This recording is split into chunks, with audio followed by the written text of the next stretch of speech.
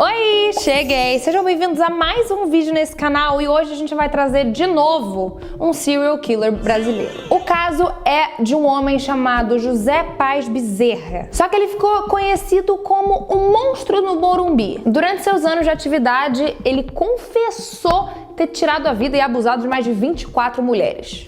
Enfim, já pega a sua pipoca para você entender mais detalhes sobre essa história, prepara o seu miojo, dá um like nesse vídeo se você não deu ainda, desce aqui 2 segundos, se inscreve no canal e vamos pro vídeo.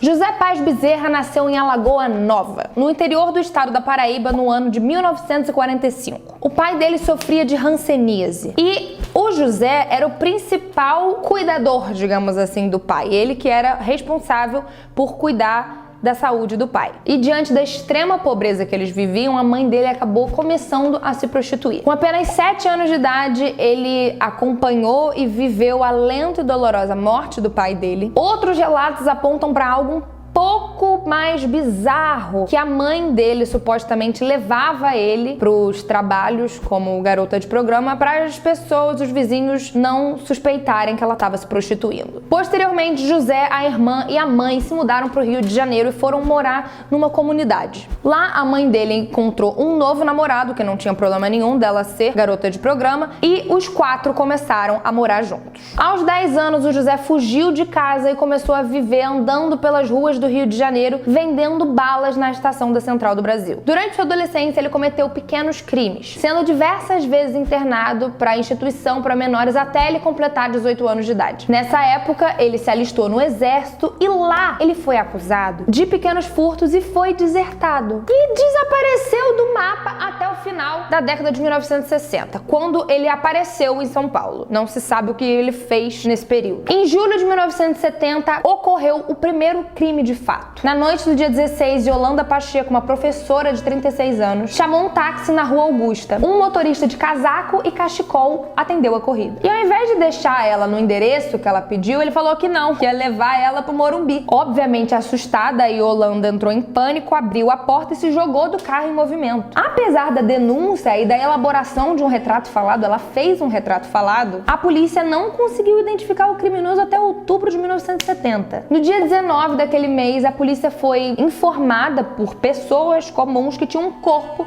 de uma mulher em um terreno baldio no bairro Real Parque, no Morumbi. Estranho, né? Porque aquele taxista tinha falado que ia levar ela pro Morumbi. Que coincidência. A vítima foi encontrada seminua, amordaçada com o próprio sutiã, com seus braços e pernas amarrados com uma meia calça de nylon que envolvia parcialmente o corpo e a região do pescoço, apontando que ela foi estrangulada. O rosto da vítima estava coberto de hematomas, o que fez ela ficar irreconhecível. Durante o trabalho da perícia no local, o corpo de outra mulher foi encontrado, nas mesmas condições do primeiro. Posteriormente, o Instituto de Identificação Criminal do Estado de São Paulo identificou as 2 mulheres por meio de impressão digital. A primeira vítima era Nilza Alves Cardoso, de 23 anos, e a segunda era Wanda Pereira da Silva, de 27 anos. Em julho de 1970, foi encontrado o corpo de uma operária chamada Cleonice Santos, de 23 anos. Ela foi encontrada num terreno baldio no quilômetro 23, na Via Anchieta. No mesmo local, no dia seguinte, no dia 20 de julho, foi encontrada Ana Rosa dos Santos, uma empregada doméstica de 47 anos. Já no dia 25 foi o corpo de Vilma Negri. Ela tinha 35 anos e foi encontrada em um terreno baldio no Jardim Bonfiglioli, no Butantã. A imprensa inicialmente chamou ele de o estrangulador de São Paulo e ele apontava semelhanças com o caso do monstro de Guaianazes, que inclusive tem um vídeo, a carinha do vídeo vai estar aparecendo aqui se vocês quiserem assistir, tem um vídeo só sobre esse outro caso que também é muito louco. Apesar dos esforços da polícia, nenhuma pista foi encontrada até outubro de 1970. E aí, no dia 7 desse mês, teve um furto em uma mansão no Itaim Bibi. Um copeiro que trabalhava na casa furtou joias avaliadas em 20 mil cruzeiros e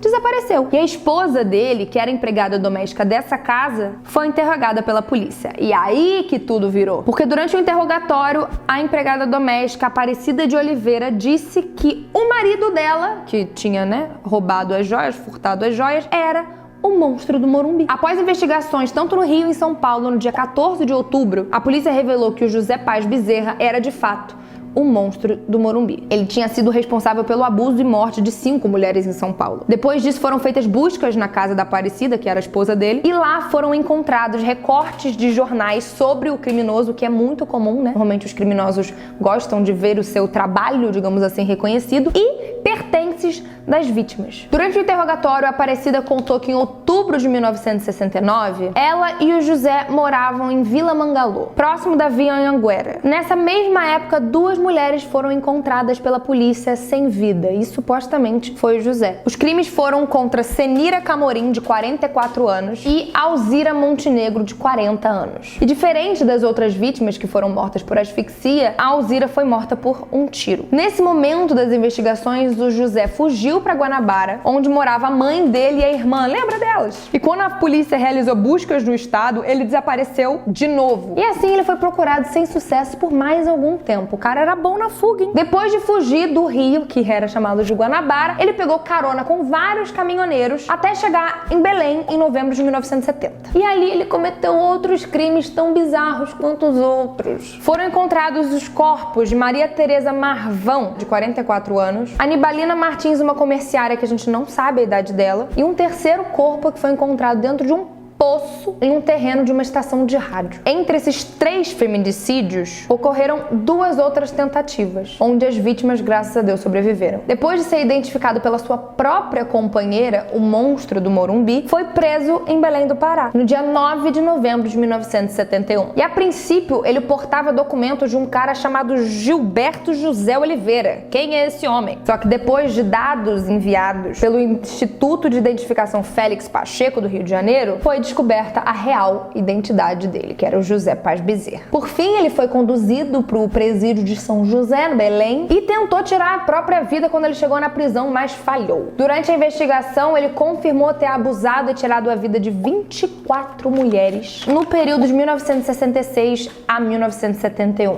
O José foi condenado pelo assassinato de 7 mulheres e recebeu uma pena que ultrapassou 100 anos. Inicialmente, ele cumpriu pena em Belém, depois ele foi transferido para São Paulo em 1979, onde ele cumpriu o resto da pena. E aí, em novembro de 2001, quando ele cumpriu 30 anos de prisão, né, que é o tempo máximo aqui no Brasil, ele foi liberado aos 56 anos. Então, sim, esse cidadão pode estar do seu lado agora, passando pela rua. A gente não tem informações sobre ele, a gente não sabe se ele tá vivo, se ele já foi pro inferno, a gente não sabe onde ele está. Um cara que fez mais vítimas que o maníaco do parque está solto. Você tem noção? Eu não tenho. É isso, gente. Espero que vocês tenham entendido, gostado desse caso. Me deixe saber aqui nos comentários o que vocês acharam. Se vocês acreditam que esse homem tá solto, porque a mim é inacreditável. Se vocês quiserem ouvir os casos, agora a gente tá com um podcast no Spotify. O nome é Histórias Bizarras da Fefe. É só colocar lá no Spotify que vocês vão poder ouvir em qualquer lugar, no trânsito, tomando banho, enfim, só ouvir ao invés de ter que ver o vídeo. Mas se vocês quiserem ver o vídeo, aqui é a nossa casa. Então se inscreve aqui no canal pra gente chegar a 4 milhões. Dá um like nesse vídeo que isso me ajuda muito. Um beijo, fique com Deus. Fui!